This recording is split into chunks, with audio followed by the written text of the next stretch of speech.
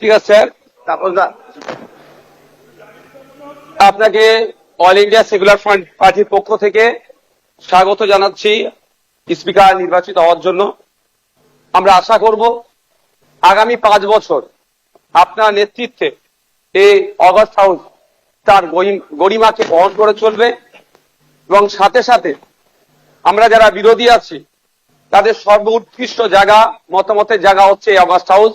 আমরা আমাদের মতামত নির্দ্বিধায় নির্বিঘ্নে এখানে রাখতে পারবো এবং যারা শাসক দলে আছে আমাদের মতামতের ভিত্তিতে গঠনমূলক অবশ্যই যেগুলো হবে সেগুলোকে গ্রহণ করবেন। স্পিকার স্যার, আপনার অনুমতি নিয়ে দু একটা কথা বলবো, যদি এই প্রসঙ্গ নয়। সত্যি আমি আজকে বসে খুব ফিল করছিলাম, হাসছিলাম মনে মনে। আজকে তাপস রায় বাবু যে কথাগুলো বলছেন খুব একটা ফেলে দিওয়ার নয়। আমি আমি আমি আমি বলবো, আমি 2021 সালে নির্বাচন হওয়ার পরে 6টা মাস এমন দিন পার করেছি, আমার মনে হচ্ছিল যে আমি ইস্তফা দিয়ে দিই, অন্তত আমার ছেলেগুলোর উপর অত্যাচার যদি বন্ধ হয়। এই সময় ফিল করেছি, পার করেছি। পোস্টপোল ভায়োলেন্সে 2021 সালে, আমি এতে কিন্তু বিজেপিকে দরার সার্টিফিকেট দিচ্ছি না, কিন্তু 2021 সালে যে সমস্যার সম্মুখীন আমরা হয়েছিলাম, আমাদের কর্মী খুন হয়েছিল, একাধিক বাড়িঘর লুটপাট হয়েছে, ভাঙচুর হয়েছিল, সে অর্থে। তবে হ্যাঁ, একটা জিনিস, এই 2026-এ দাঁড়িয়ে কিন্তু বেশ কিছু ধর্মের স্থান আক্রান্ত হয়েছে। মাননীয় মুখ্যমন্ত্রী মহাশয়কে এবং বিজেপি যারা আছে তাদেরকে বলবো সেইগুলো আপনারা লক্ষ্য রাখবেন। আজকে এই হাউসে যে কথা চালাচালি হচ্ছে, আমি বসে বসে ফিল করছিলাম সময় গিয়েছে আমাদের বক্তব্য, বিরোধীদের বক্তব্য শাসকের পছন্দ হয়নি, চিৎকার করে বন্ধ করে দেওয়া হয়েছে। এই হাউসেও কিন্তু 21 থেকে 26 আমরা দেখেছি। আমরা আশা করব ওই দিনটা আসবে না। আমরা বিরোধী যারা আছি গঠনমূলক প্রস্তাব রাখবো, শাসক দল যারা আছেন তারা গ্রহণ করবেন। মাননীয় মুখ্যমন্ত্রী মহাশয় একটা কথা বললেন, খুবই ভালো লাগলো।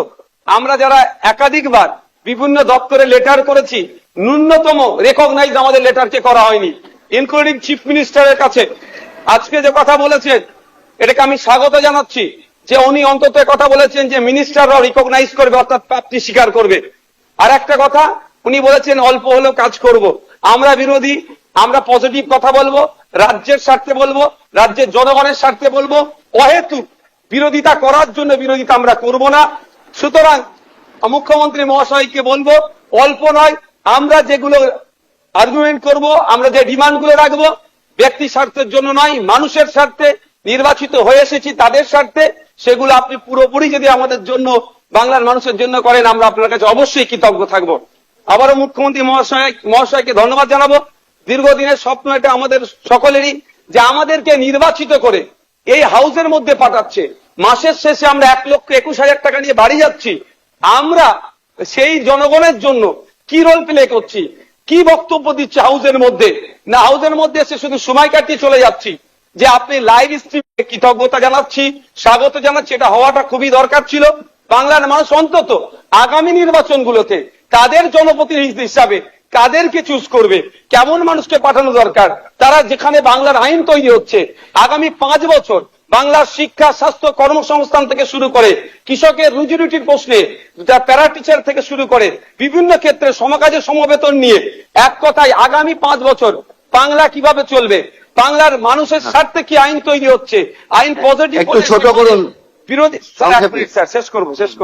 বিরোধী হলেও স্যার একটা দিন সুযোগ পাচ্ছি বলার, এরপর তো টাইম মেনটেন করে দেবেন। তো স্যার সেই জায়গাগুলো লাইভ যেটা আছে সেটা আমি স্বাগত জানাচ্ছি।